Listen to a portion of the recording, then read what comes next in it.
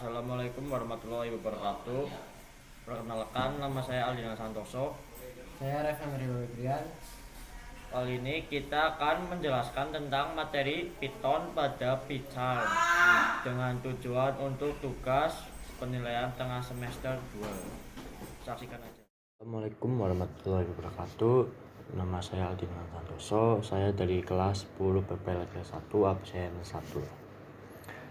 Ini saya akan menjelaskan tentang materi-materi Python yang sudah diajarkan oleh Pak Mukti. Saya di sini bersama teman saya sekelompok. Kita berkelompok 2 orang, yaitu saya dan Revan Dresta Febrian, absen 30 kelas 10 PPLG 1. Oke, di sini saya akan menjelaskan atau membuat video part 1 dan 2 dari 4 part ya. Dimana materinya ada materi dasar Python, looping, operator, dan fungsi ya. Itu yang akan saya jelaskan di 2 part ini. Khusus untuk part 1 saya akan menjelaskan materi dasar Python dan operator Python, teman-teman. Nah, langsung aja ke materinya, yaitu yang pertama ada materi dasar Python. Kenapa sih kita harus belajar Python itu ya? Bisa dilihat dari kode-kode ini, dimana ada C++ dan Java itu terlihat lebih rumit ketimbang dari Python ya. Untuk menciptakan tulisan atau ngeprint hello world itu, Python cuma perlu 1 baris kode aja ketimbang Java dan C++ yang ribet. Nah, contoh itu memang bukti nyata kalau Python itu memang lebih gampang dan lebih simpel ketimbang bahasa pemrograman lainnya untuk hanya ngeprint sebuah hello world. Si Python ini juga punya tagline ya, teman-teman, atau slogan website yang menjelaskan kalau Python akan membuatmu bekerja lebih cepat dan efektif. Berikut bunyinya. Python is a programming language that lets you work quickly and integrate system more effectively. Di Indonesia kan adalah Python adalah bahasa pemrograman yang memungkinkan Anda bekerja dengan cepat dan mengintegrasikan sistem dengan lebih efektif. Nah, itu adalah program Python sendiri ya. Nah, kenapa sih kita harus belajar Python itu? Yang pertama, cepat dan efektif.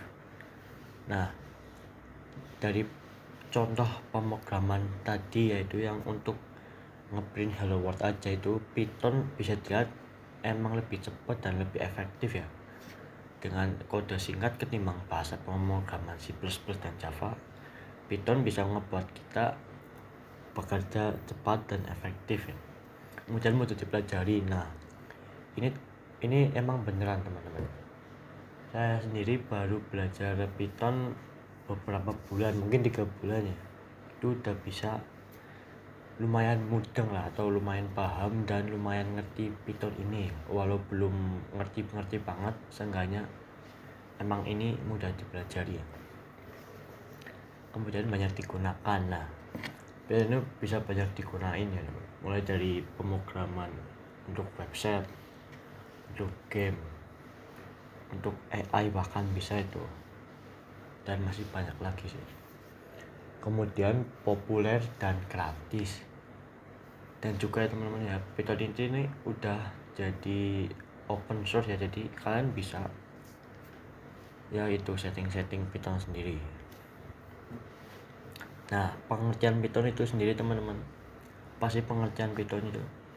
Python adalah bahasa pemrograman tingkat tinggi yang serbaguna dan mudah dipelajari. Nah, Python ini dibuat atau diciptakan oleh orang Belanda yang bernama Guido van Rossum. Di video ini kita akan nyebutnya Guido aja lah ya, biar lebih simple ya. Nah, Python ini pertama kali rilis pada tahun 1991.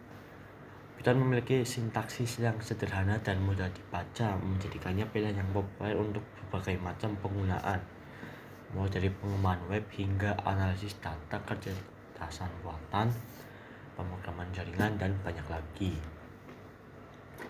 Oke, ini adalah sosok dari penemu Python, Guido van Rossum atau Guido. Nah, timeline sejarah singkat. Nah, kemudian kita akan membahas sejarah Python ya.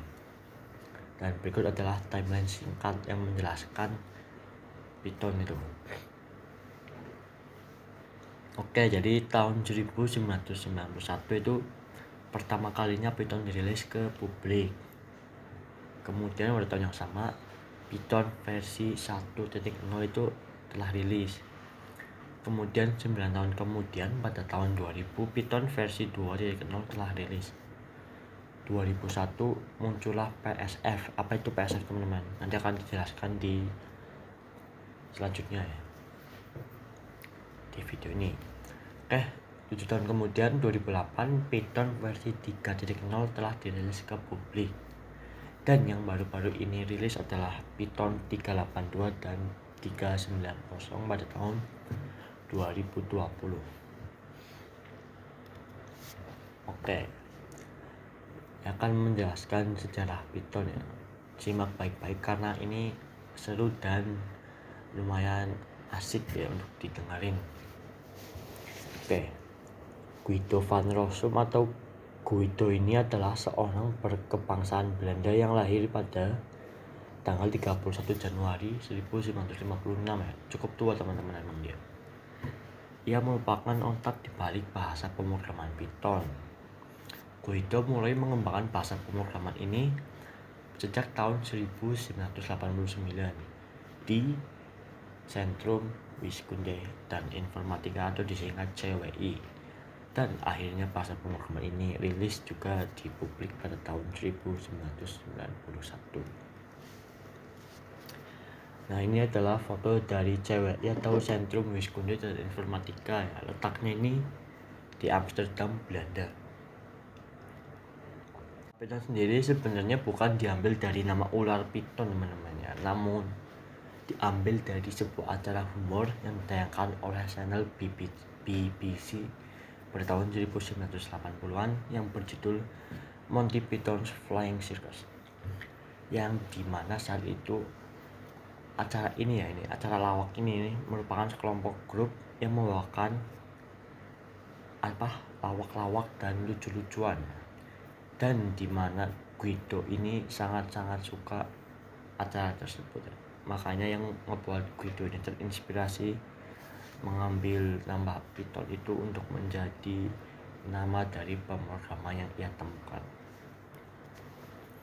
Nah, ini nih potret dari acara lawak tersebut yaitu ya, cara humornya yaitu begini nih nama pemain-pemainnya.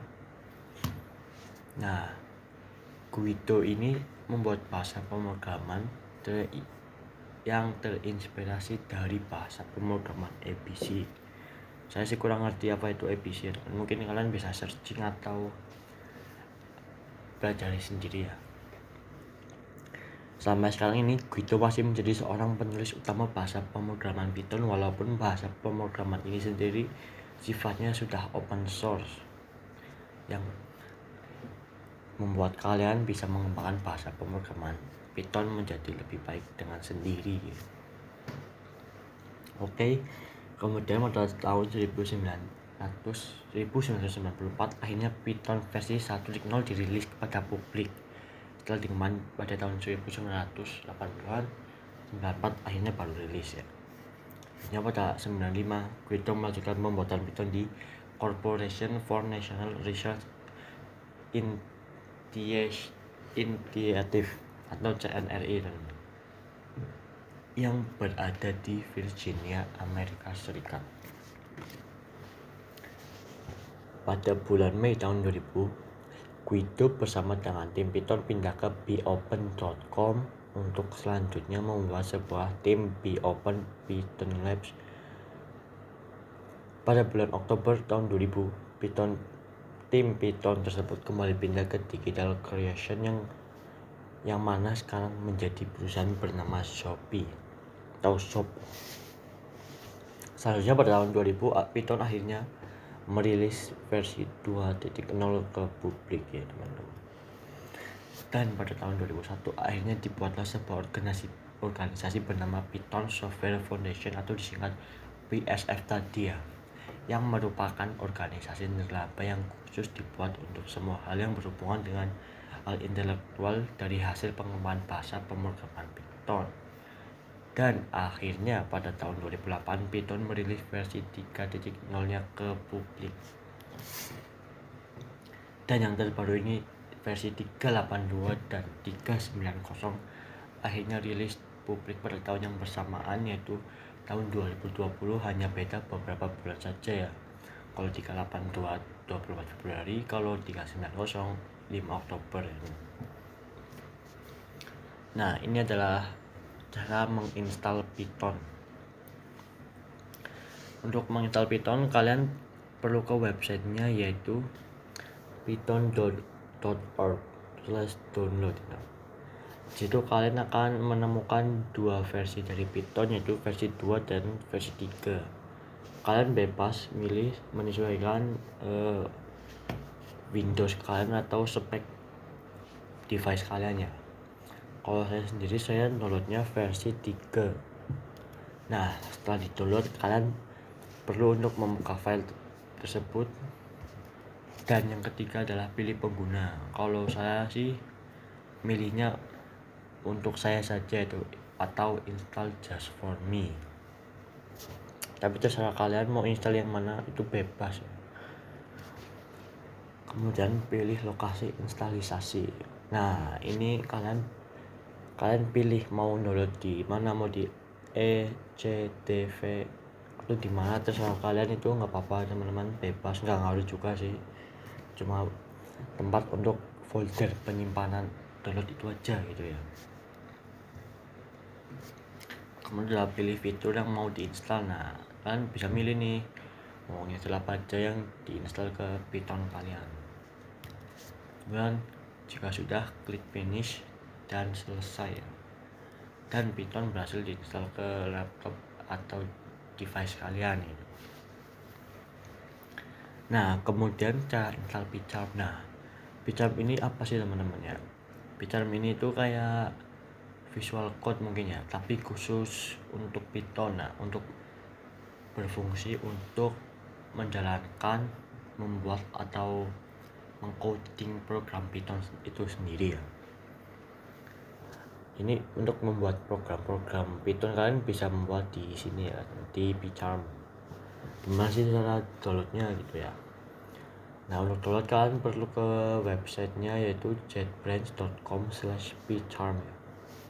Nah, kalau udah ke websitenya, di sini akan langsung muncul untuk link downloadnya atau tombol untuk download ya. Tinggal klik aja, dan kalau udah selesai kalian perlu ke filenya dan dibuka ya. Kemudian pencet next.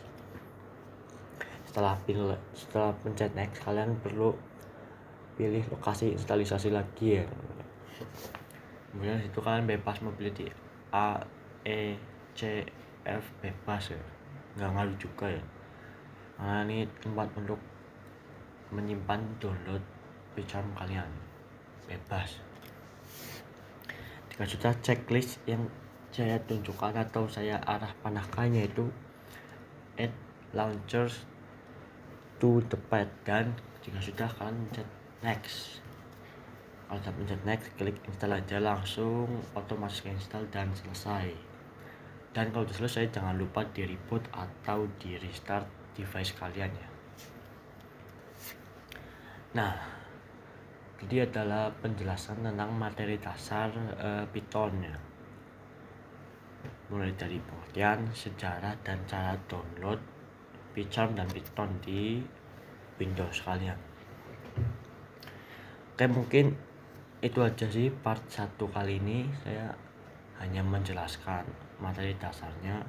Mungkin untuk operator, fungsi, dan looping saya akan bahas di part 2 ya teman-teman ya, karena sudah mepet juga, ini sudah 15 menit, jadi saya cukupkan saja. Oh ya, untuk part 3 dan part 4 akan dijelaskan oleh rekan kelompok saya yaitu Levan Delesta Febrian. Itu akan menjelaskan tentang list, tentang dictionary, dan tentang lainnya lah ya, yang materi lanjutan tentang Python teman-teman. Kan saya hanya dasar dan rekan saya ini akan menjelaskan tentang lanjutannya gitu ya. Nah, mungkin segini aja ya. Maaf bila ada salah kata atau salah dalam penjelasan. Saya terima kasih. Assalamualaikum warahmatullahi wabarakatuh.